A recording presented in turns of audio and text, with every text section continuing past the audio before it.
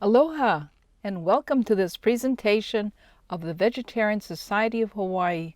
Since 1990, the Vegetarian Society of Hawaii has been following our mission of promoting human health, animal rights, and protection of the environment by means of vegetarian, whole food, plant-based vegan education, as we've grown to become one of the largest all-volunteer, nonprofit vegetarian societies in the nation.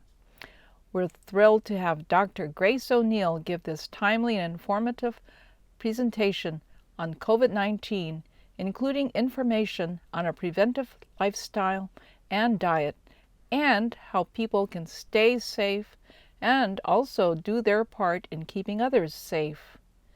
You'll also learn about the effectiveness of different types of masks, about how aerosols and droplets spread disease, and one of the things you can do while safely staying at home to enjoy eating healthily. Grace O'Neill, MD, and Fellow of the American College of Emergency Physicians, is an emergency physician who practices in Hawaii. She graduated from New Jersey Medical School and completed her residency in New York. She steadily made her way westward, finally settling in Hawaii in 2013.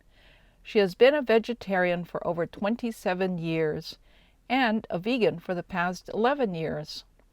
After seeing many patients afflicted with chronic preventable diseases, she was inspired to create her blog, 365 Days of Graceful Living, at graceinhawaii.com, which is dedicated to educating people about how chronic diseases can be prevented through lifestyle choices.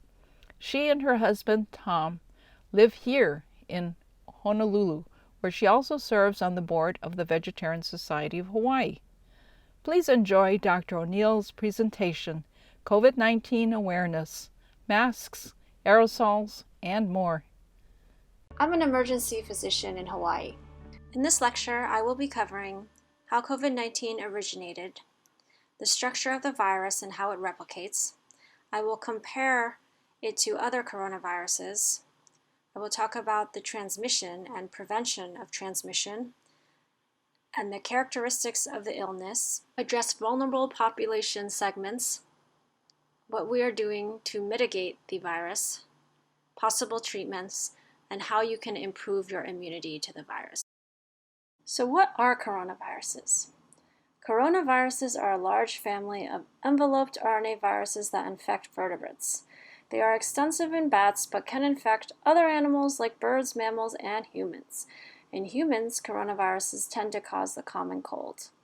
In the past few decades, there have been outbreaks of severe, sometimes fatal respiratory illnesses caused by novel coronaviruses. Corona is for crown, for the crown-like spikes on the surface. Coronavirus 2019 is the disease caused by SARS-CoV-2. SARS-CoV-2 is a zoonotic virus. Zoonoses are infectious disease caused by bacteria, viruses, or parasites that spread from non-human animals to humans. SARS-CoV-2 spreads easily and has a high morbidity and mortality. So how did SARS-CoV-2 originate? Authorities think it originated from the seafood market in Wuhan province, China.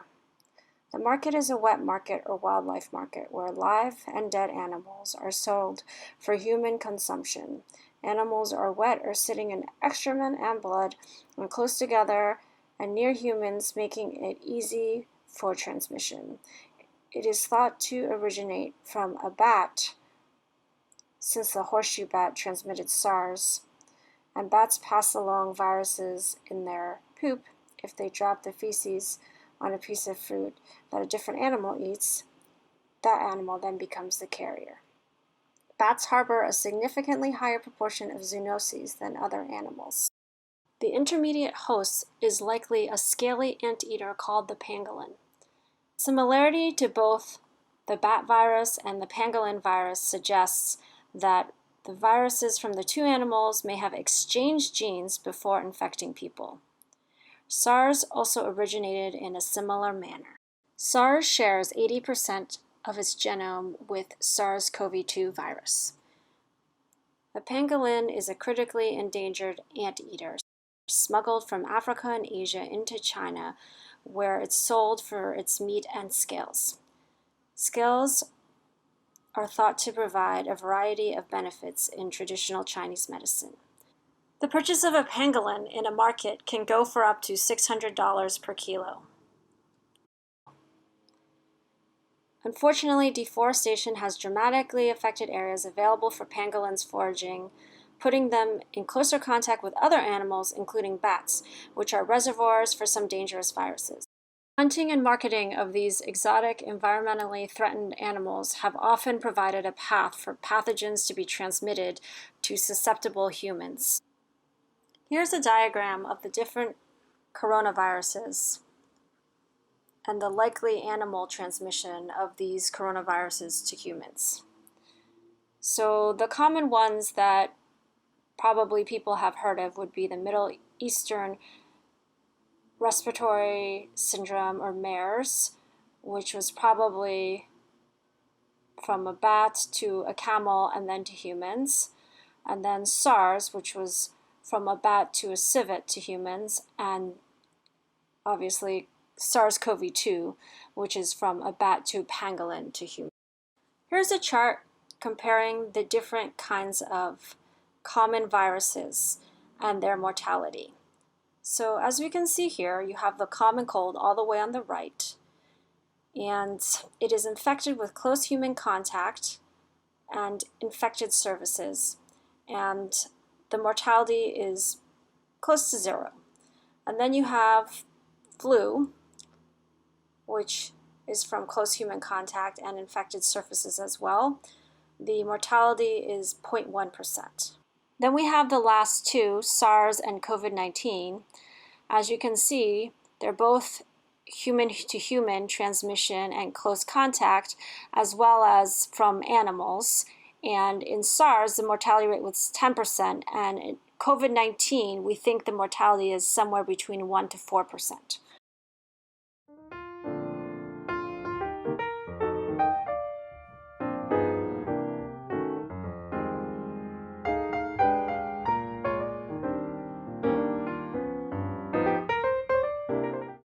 So what are the characteristics of SARS-CoV-2 virus? It binds to the ACE2 receptor in the cell. The ACE2 receptors are mostly in the lung, but also in the heart, nose, mouth, gut, spinal cord, skeletal muscle, and bladder or renal system. As you can see from this diagram, the virus enters the cell body through the ACE2 receptor. Then it releases its viral RNA and uses the host cell's ribosome to replicate the RNA and make proteins, which are then packaged together to make new virus particles. And then it releases those virus particles. The virus enters the respiratory tract and then the mucous membrane and starts replicating itself in this manner. Then it causes inflammation because your body is trying to fight off the infection. And the virus eventually enters the lung and the bloodstream, and more symptoms begin to show. So how is the virus spread? It's mainly spread through droplets when an infected person coughs, sneezes, or speaks. The droplets are usually too heavy to hang in the air and they quickly fall on surfaces. However, you can be infected by breathing in the virus if you are within a certain amount of distance of a person who has COVID-19, or by touching a contaminated surface, then touching your eyes, nose, or mouth before washing your hands. Researchers used a rotating drum to suspend the aerosols and provided temperature and humidity levels closely mimicking hospital conditions, and they found that the virus stayed infectious for up to 3 hours, but the ability to infect drops sharply over time. So unless you are close to someone, the amount of virus you've been exposed to is probably very low. The incubation period is 1 to 14 days, but it can be up to 24 days. It's usually 4 to 5 days. So you're probably wondering how long the virus can last on surfaces. As you can see in this diagram, the virus can live up to 3 days on some surfaces like steel and plastic, though it's unlikely you will get it by touching these surfaces due to the reduced viral load over that time. The virus disintegrates over the course of 1 day on cardboard,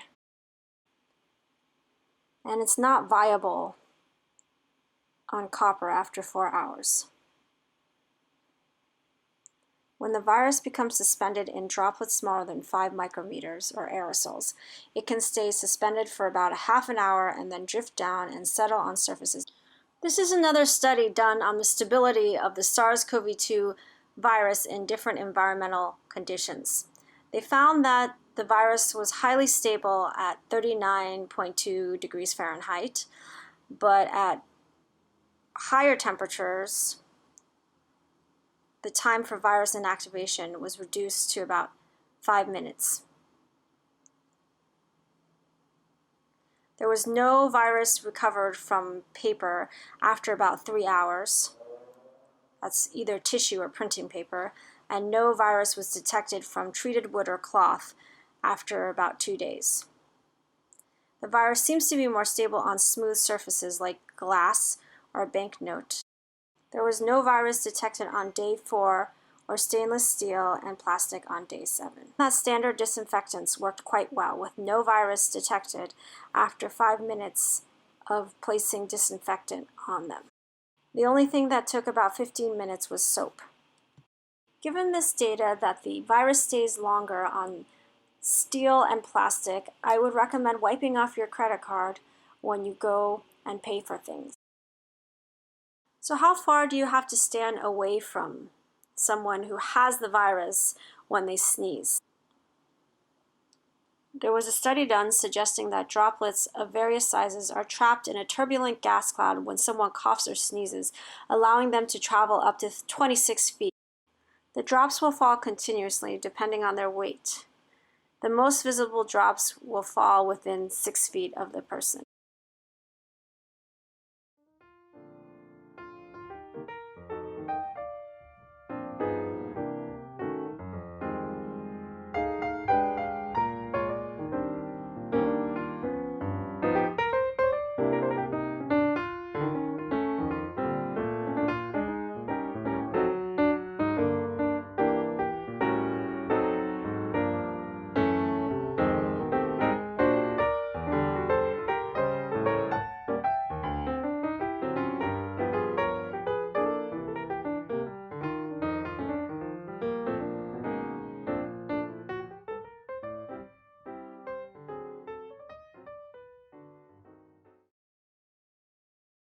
So what can we do to stop the spread of the virus? We can definitely stay far away from each other and cover our mouth when we sneeze or cough. Avoid touching our eyes and infecting ourselves. We can try to clean frequently used surfaces like doorknobs. We want to avoid shaking hands during this time of the pandemic. I found this in the LA Times of alternative greetings that we can do instead of shaking hands. There's a namaste, a salute, and the Spock Vulcan salute. Take your pick. I wanted to talk a little bit about face masks. The primary purpose of a face mask is to protect the healthcare worker, or if you are someone who is sick, to put it on to prevent the healthcare worker from getting sick from your respiratory droplets and aerosols. The CDC did not recommend face masks earlier because they did not want people to go out and buy a bunch and prevent healthcare workers from getting masks. Masks can be 50% effective also in preventing the virus. However, if you reuse the mask and there are some respiratory droplets on the mask and you put it on the next day and you touch your face, you can inadvertently infect yourself with the virus. That being said, I think a face mask is a good way to prevent people from not spreading the virus when they may be asymptomatic shedders of the virus. Here is some information or websites you can go to make your own mask. If you don't feel like making one, Etsy has some you can buy online, and you would be supporting small businesses. So I think one of the most important things you can do to prevent yourself from contracting the COVID-19 virus is to wash your hands carefully. Your hand is a vector of infection. The virus has a fatty layer, and soap has the ability to crack the envelope and kill the virus. Wash your hands for at least 20 seconds because your hands have nooks and crannies for the soap to enter, and you have to rub and wash these nooks and crannies to lift the virus from the surfaces with soap. So what percentage of people who get the virus die from the virus? This is called the case fatality rate. In large studies in China, they found that between 2 to 3% of patients were dying, but in Italy, about 7.2% of patients were dying. Why do we see a higher case fatality rate in Italy versus China? Experts believe that it is due to the older population of Italy, since the overwhelming majority of people who are affected by the virus are elderly people. Here we are finding that young people are more affected by the virus than in China. Many people in their 30s and 40s have underlying conditions here like diabetes and high blood pressure, but there are still young people without medical problems getting the virus. Therefore, even if you are young, you can still be infected with the virus and you are not invulnerable. Another thing is that young people can be a vector for someone else who might be at greater risk. So what kind of conditions make people vulnerable to COVID-19 besides having an age greater than 60? Smokers are more vulnerable, and other pre-existing conditions include heart disease, diabetes, chronic respiratory disease, abnormally high blood pressure, cancer, and obesity. Fortunately, a lot of these conditions are preventable or treated with a plant-based diet and lifestyle changes. Some experts have also noticed a trend that more men than women get sicker with the virus. There is also some theories about why this is. Some people speculate because the male has only one copy of the X chromosome that they do not have as many immune responses as females do. Females have a more robust immune system, which is why they have more autoimmune disease too. Now I'm going to talk a little bit about special populations like children. Children tend to have milder illness and upper respiratory tract symptoms. There's speculation that this is because they are more exposed to other coronaviruses, which may give them some degree of protection against COVID-19. They also have a more robust natural immune response. As we age, we become more susceptible to a wide variety of infectious diseases. Children less than 1 year old or 1 to 5 years old may be more susceptible. What about pregnant women? We do not know a lot about pregnant women. There was a case series of 9 women with COVID-19 who had good outcomes with no vertical transmission, which means there was no transmission from mother to baby during delivery, and the virus was not detected in their breast milk. However, there was one case of possible vertical transmission during delivery that was written up as a case report. So we don't have a lot of information on pregnant women. So I'm going to go through now what has been done and what we are doing to suppress this virus.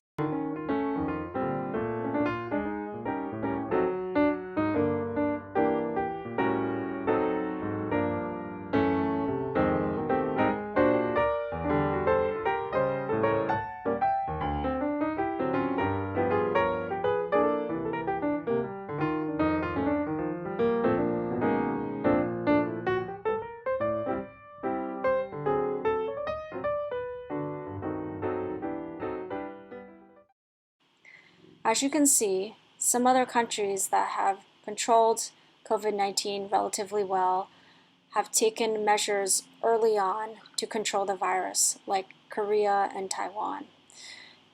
They enacted early testing, drive-through testing stations, mobile apps, and contact tracing, as well as temperature screening at airports and schools to control the virus, whereas we did not do any of those things. Therefore, we have had to pay with more expensive measures such as travel bans, closure of public schools, universities, stopping mass gatherings, things that are more expensive economically. We have to do this so we can flatten the curve and prevent our health systems from collapsing. If we can reduce the spread of the virus with social distancing, this will allow time for us to develop treatment for the disease as well as possibly a vaccine.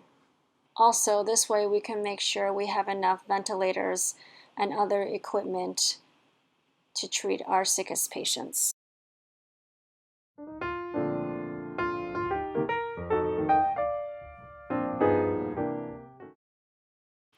Because we had these limitations on testing, it meant that we had no accurate picture of how widely the disease was spread, and it was already here before we had the tests running in full force.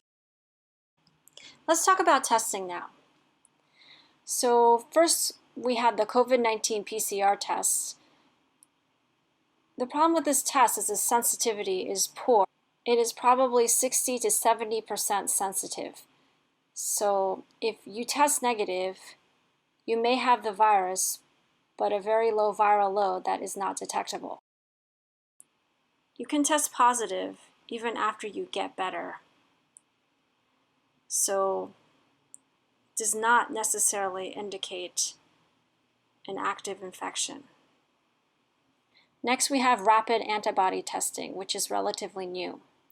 This is a serology test, which means it's a blood-based test that can be used to identify whether people have been exposed by looking at their immune response. These tests give greater detail into the prevalence of the disease in the population by identifying people who already have developed antibodies to the virus.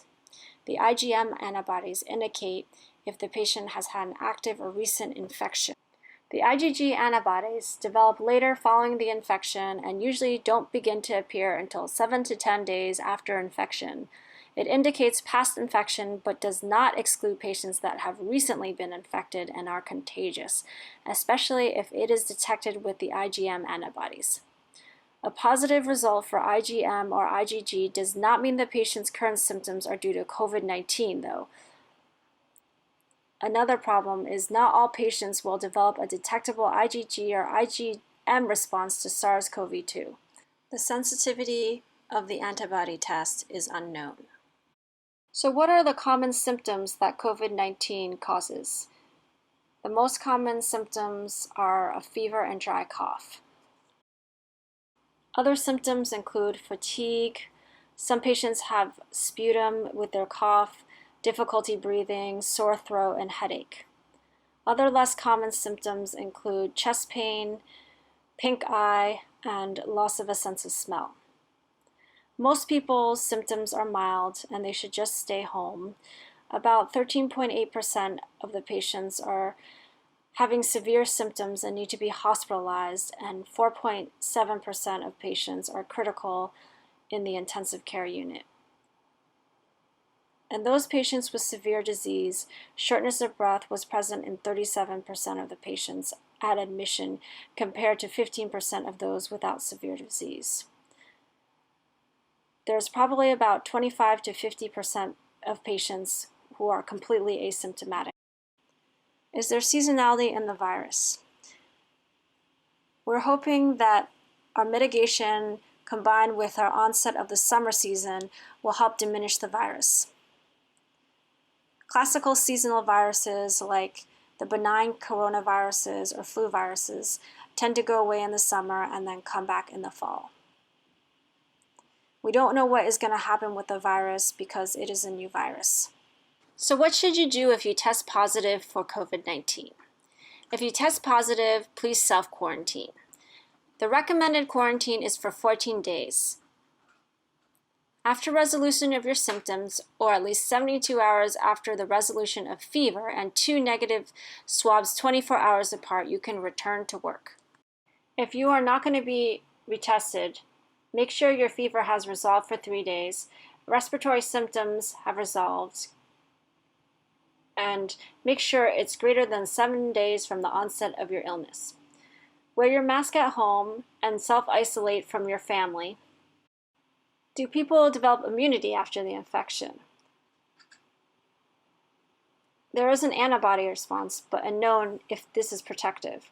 For other coronaviruses, people do develop immunity, but it is transient and wanes, and reinfection can occur. So is there any treatment for COVID-19? There are trials looking into drugs that do multiple things, like block the ACE2 receptor, the machinery that it uses to replicate, or kill the factory of the virus itself. Remdesivir is a broad-spectrum antivirus specific to RNA viruses. Monoclonal antibodies are being looked into by the FDA as well. Hydroxychloroquine, an anti-inflammatory used in the treatment for malaria, has in vitro activity against coronavirus.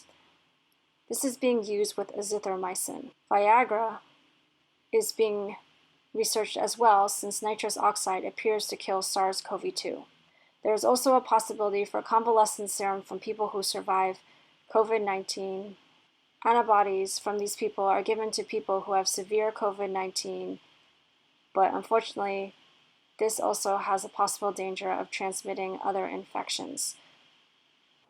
Since people have heard of the possibility of chloroquine being used to treat COVID-19, some people have taken it upon themselves to buy chloroquine. So much so that there is a shortage of it. One person, as you can see from the CDC health advisory, took chloroquine that he got from an aquarium and died from it. Please do not take any of these medications, as we do not know if they work yet. They are still all being researched by the FDA. These medications all have side effects, as any medication has side effects. So how can you improve your own immunity? I spoke a little bit before about how a plant-based diet can help prevent some chronic medical problems. Another thing is that a plant-based diet is low in fat, and high-fat diets are immunosuppressive. Nutrition is critical for the delivery of energy sources and the support of essential bodily processes.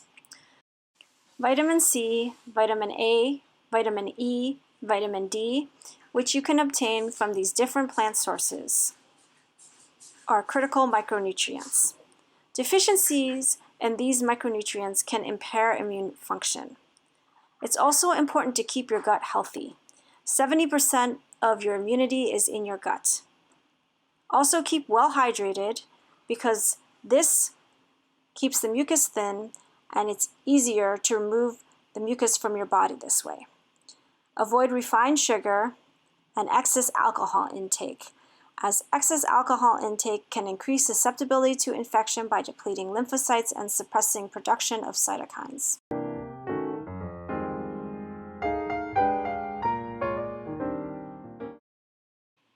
Here are some websites you can go to keep up to date on COVID-19.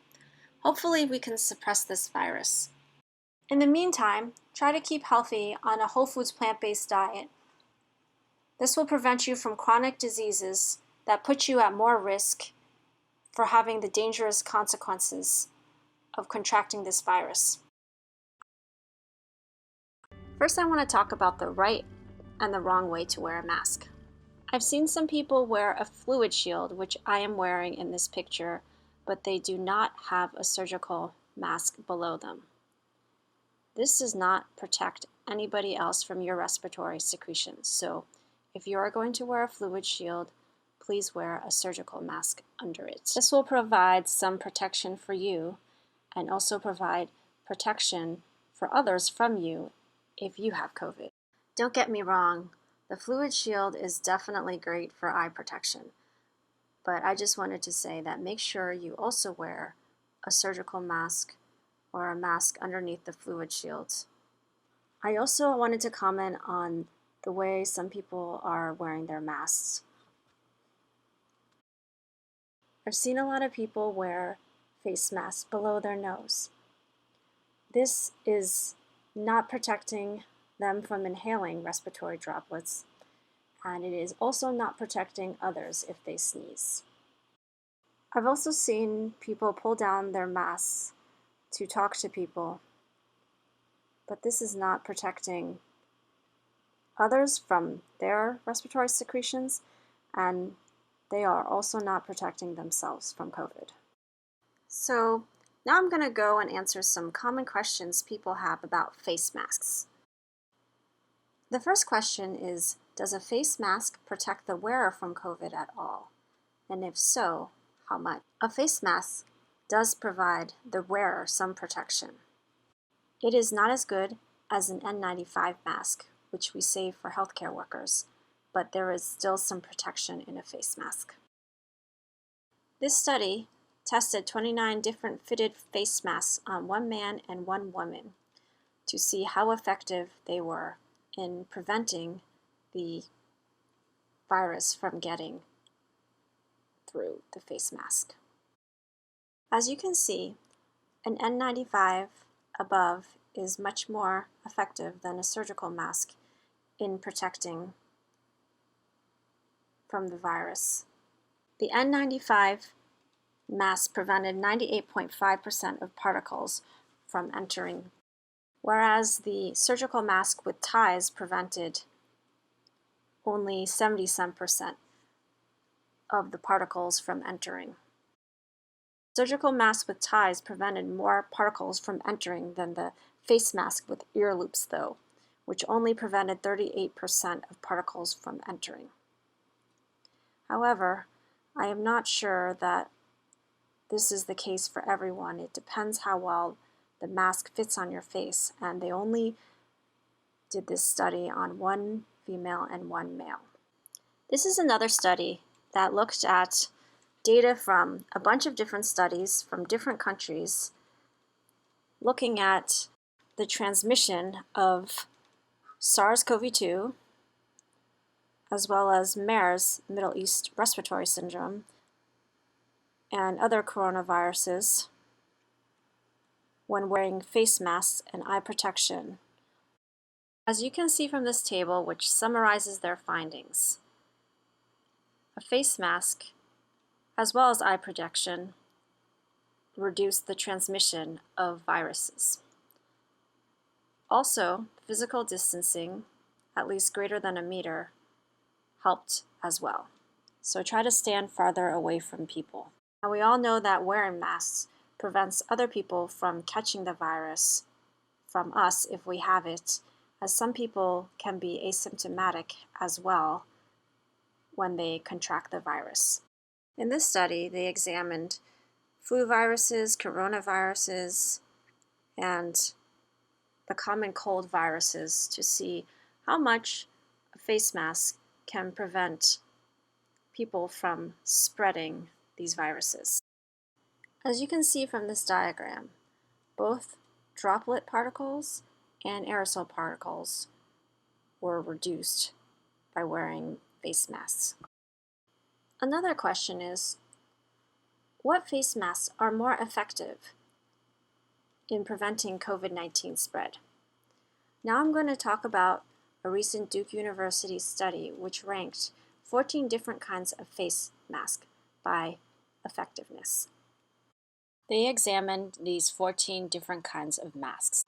The speaker stated, "Stay healthy, people," 5 times in a normal volume voice. They had 4 different speakers and measured the droplets that they produced. These are the results of the study. The fitted N95 produced the least amount of droplets. Then the surgical mask came in second place. The polypropylene surrounded by 2 layers of cotton came in third place. The mask with 2 layers of synthetic material came in fourth place. Then came a bunch of different cotton masks. The N95 mask with valve came in between a bunch of cotton masks, likely because it was designed to protect the user and not other people. This is why they are no longer allowing these types of masks to be worn in airplanes, and also healthcare workers are not allowed to wear these masks in hospitals. Less effective masks include the knitted mask made from a t-shirt, the bandana, and then the fleece mask produced more droplets than no mask, and they think this is because the fleece mask was able to split up larger droplets into smaller droplets to create more. Of course, this all depends on your face type too and what mask will fit you best. Just know that the bandana and gaiter is pretty ineffective, and so is the mask made from a t-shirt. I did want to add that if you have a beard, it is probably not a good time to keep a beard because it is hard to have a good fitting mask when you have a beard. One more question I've been asked is, what is a KN95 mask? N95 masks are US standards for respiratory masks, and KN95 masks are the Chinese standards for the masks. To be certified as a KN95 mask, the Chinese government requires the manufacturer to run a special mask fit test on real humans with less than or equal to 8% leakage. The N95 mask standard does not require manufacturers to run fit tests. In the United States, hospitals will individually test each healthcare worker to see which mask fits them the best. What is the difference between an N95 mask and a KF94 mask? They look pretty similar, and they filter nearly identical percentages of particles. The N95 filters out 95% of particles, and the KF94 filters out 94% of particles. The KF94 is from Korea, and it is more similar to the European Union standards than the US standards. US certification agencies test filtering performance using salt particles, whereas European and Korean standards test against salt and paraffin oil. There are other small differences as well. The standards require N95 masks to be somewhat easier to breathe out. Korean masks are required to test for CO2 clearance, which prevents CO2 from building up inside the mask. The N95 masks don't have this requirement. However, one study found that even during moderate exercise, women wearing N95 masks had no difference in blood oxygen levels. Also, Korea requires human fit tests, but the US N95 certification does not require it, like I said before. So what's the difference between an N95 and a P2 mask? The P2 rating is the standard in Australia and New Zealand. That's similar to the N95 mask rating. They're nearly identical, but the P2 mask filters out about 94% of the particles. P2 standards borrow more from Europe than the United States.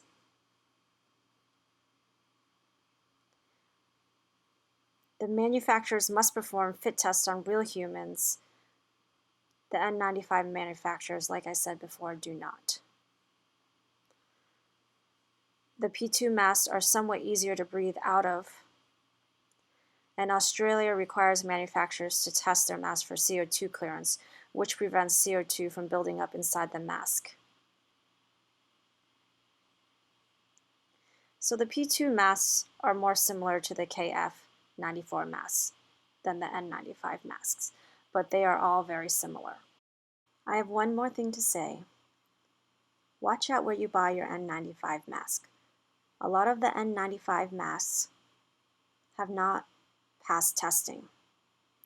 In a rush to purchase masks and mass produce these masks, the quality may have gone down. Another problem is these fake internet storefronts where people are claiming that they are producing masks that you can buy, and customers go to buy the masks and they never receive their product. Please be careful and buy from a legitimate supplier. First, I want to go over the difference between aerosols and droplets. Aerosols are solid or liquid particles suspended in the air. Aerosols are small so that they can remain suspended in the air for long periods of time. They can also float a distance, causing the airborne transmission. Droplets, on the other hand, are larger particles that drop to the ground before they evaporate, causing local contamination of an environment. These particles cause droplet or contact spreading of viruses. Disease occurs in this case because you touch a surface that is contaminated by these droplets, or you are in very close contact with somebody who has a virus. There have been quite a few super spreader events that have made wide publication. This is the most recent one, where a single infected woman in a South Korea Starbucks infected 56 other people with COVID-19 during the course of her stay there. She stayed there for more than 2 hours, drinking her coffee and chatting with her friends, and she wasn't wearing a face mask when she was drinking her coffee. There were 4 Starbucks workers in that cafe, and none of them were infected because they were wearing masks. This person would be considered a super spreader. A super spreader is a person who disproportionately infects a very large number of people with the virus. Most people with the virus only infect a few people they are close to. This article talks about how super spreading events are driving a lot of the COVID-19 spread. They talk about a few cases, including one where 175 executives came to a conference in Boston, were shaking hands, talking amongst themselves, and sharing meals. Several people were unknowingly infected. 99 people in Massachusetts alone ended up sickened from this event. There's also been funerals where COVID-19 has spread like wildfire. Scientists estimate that about 10 to 20% of infected people are responsible for 80% of COVID-19 spread. There are a few things facilitating super spreader events. Usually a larger number of people are congregating at the event. What people are doing at the event matters as well. Intense physical exercise in densely populated sports facilities increase the risk for infection. You can spread the virus through sneezing, coughing, as we know, but also even loud conversation and heavy breathing. In this diagram, you see in figure A that sneezing released microdroplets drifting into the air, and also microdroplets were released during loud conversation in figure C. Figure D, E, and F, and G show a person coughing once and spreading about 1,000 macro or large droplets that fell down after 30 seconds. You can see in the green and the blue, that's the first 30 seconds or 44 seconds. And then the micro droplets in the red drifted inside the closed rooms even after 20 minutes. In this study, they found that COVID particles were found as far away as 4.8 meters or 15.7 feet from patients. There are apparently speech super emitters, people who consistently convey more virus particles than their peers when they speak. So the first factor facilitating super spreading is crowded spaces. The second factor would be having close contact to other people. In this case, a 64-year-old woman was attending a blessing ceremony. She went on a tour bus to the temple. There were 3 different tour buses arranged to pick up pilgrims such as herself. She infected a total of 28 individuals. A close environment that is crowded, such as a blessing ceremony or a bus, is a perfect place for a super spreader to spread the virus. The third factor is confined spaces. This is a study done on which settings were most likely to cause COVID transmission. As you can see from this chart, the environments causing a lot of clusters include cruise ships, dormitories, food processing plants, like meat packing plants, prisons, bars, schools, and elderly care centers. In this study, they found that the odds that a primary case transmitted COVID-19 in a closed environment was 18.7 times greater than compared to an open-air environment. They concluded that closed environments contribute to the secondary transmission of COVID-19 and promote super-spreading events. So let's review the 3 C's. Close contact, crowds, and confined spaces all contribute to super-spreader events.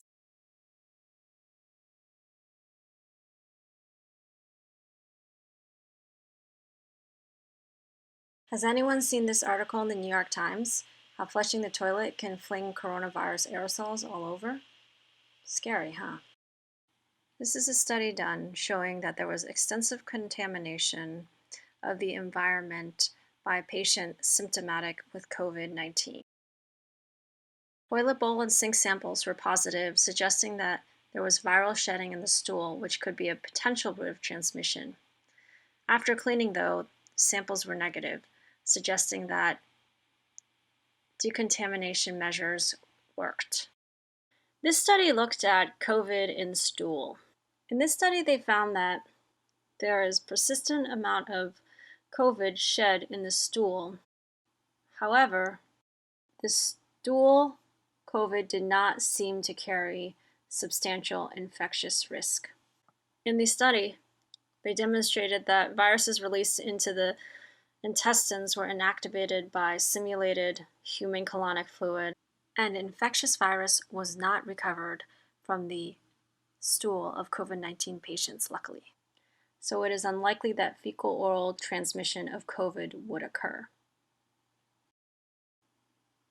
COVID-19 patients with rapid transit due to either small bowel or colon pathophysiology in the setting of diarrhea may still have some feces with residual infectivity. Therefore, it's always a good idea to flush the toilet with the lid closed anyway. So what can we use to kill COVID-19 once it's aerosolized? This study looked at killing coronavirus with far UVC light. I got this from the FDA website. UVC radiation is the highest energy portion of the UV radiation spectrum. It usually doesn't reach the Earth's surface because it's blocked by the ozone layer in the atmosphere. It has the highest frequency of the UV rays, UVA, UVB, and UVC. It can cause severe burns to the skin and eye, so you should avoid direct exposure. They are using UV lamps in hospitals to kill germs like COVID. As you can see in this diagram, in the first square in the top left corner, the human lung cells are infected with COVID, which is in the green. As you give increasing doses of UV radiation, increases from the left square to the right square, and then increasing more on the bottom square to the bottom left square to the bottom right square. And in the bottom right square, there's barely any green at all because there is a higher dose of UV radiation. This is another study that simulated sunlight to inactivate COVID.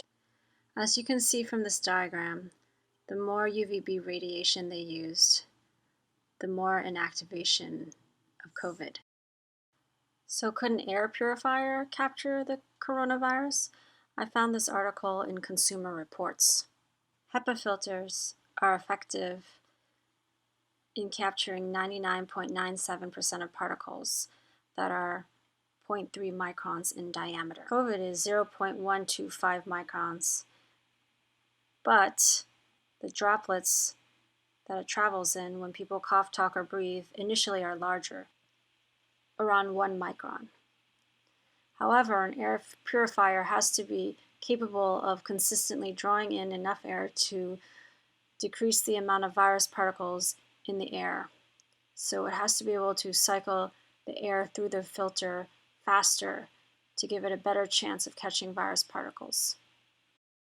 Consumer Reports recommends getting an air purifier with a CADR or clean air delivery rate, which is in cubic feet per minute, and equals the volume of clean air that an air purifier produces at its highest speed setting of over 240. Of course, this is more applicable to office settings or homes with multiple people.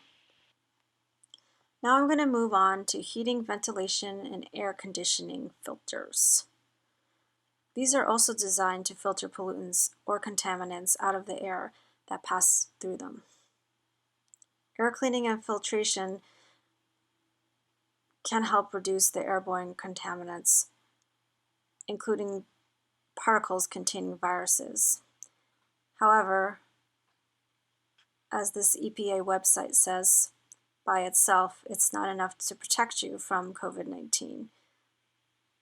Use it along with other practices. So in summary, what can you do to protect yourself from coronavirus aerosols? Avoid the 3 C's. Crowds, close contact with other individuals, and confined spaces. I want to go over some of the things I spoke about that you can also do to prevent yourself from getting COVID. Because sunlight kills COVID, do as much as you can outdoors and minimize your time spent indoors. When you are indoors, if at all possible, try to get as much ventilation as possible and open windows and doors whenever possible. If you can, upgrade your filters for the AC and heating systems. You can also adjust settings to use more outdoor air instead of recirculating air, which is the worst. Invest in an air filter. That may also help filter out COVID particles. And lastly, if you are inside, try to socially distance yourself, wear a mask, and eye protection. This is Grace with Graceful Living.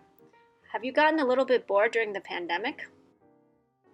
I have as well been thinking about things to do in my newfound free time. One of them is growing plants. Today we are going to make sprouts, and then we'll be making summer rolls with the sprouts. I've decided to use mung beans today. I measure about a 1/4 cup of mung beans. First, I rinse off the mung beans. I put them in the sprouting container and rinse them off more. Make sure to put the container on top of something so the mung beans don't sit in water. Then I cover it with a lid and make sure to rinse off the mung beans 2 times to 3 times daily. This is what the sprouts look like on the 2nd day or after 24 hours. This is after 48 hours or on the 3rd day. After 72 hours or on the 4th day, I plan to harvest these sprouts. I remove the lid and set the sprouts out near the window so they can get some sun and green a little bit. Now it's time to make our healthy summer rolls. You will need sprouts, which we just made, lettuce, carrots, avocados, peanut or almond butter, tamari or some kind of soy sauce, and rice paper rolls. I'm going to make the sauce now, which is in a ratio of 1 to 1 to 1 of peanut or almond butter, soy sauce, and water. Then I mix everything in a blender. Now it's time for the rolls. I put the rice paper rolls in water. I don't leave them in for long. I find a little bit goes a long way. Then I'll add lettuce.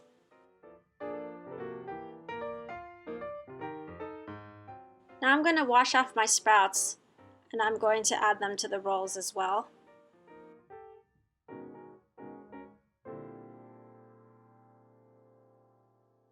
I'm adding the carrots and avocado now. Now it's time to fold the rice paper rolls.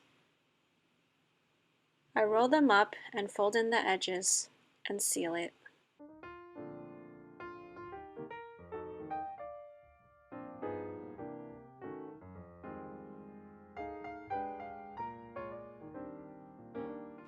Now we can dip the rice paper rolls in the dipping sauce, or sometimes I just spoon the dipping sauce into the roll before I roll it up.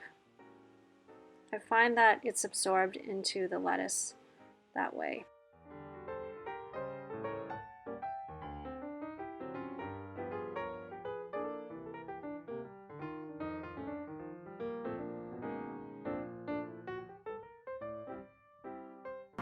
In the meantime, there's nowhere that I'd rather self-isolate than Hawaii. If you have any questions, please leave them in the comment area below. Please check out my blog at graceinhawaii.com, and my personal YouTube channel is Graceful Living 365. Thank you to Dr. Grace O'Neill for this educational and practical presentation on COVID-19. Mahalo for watching to all of you.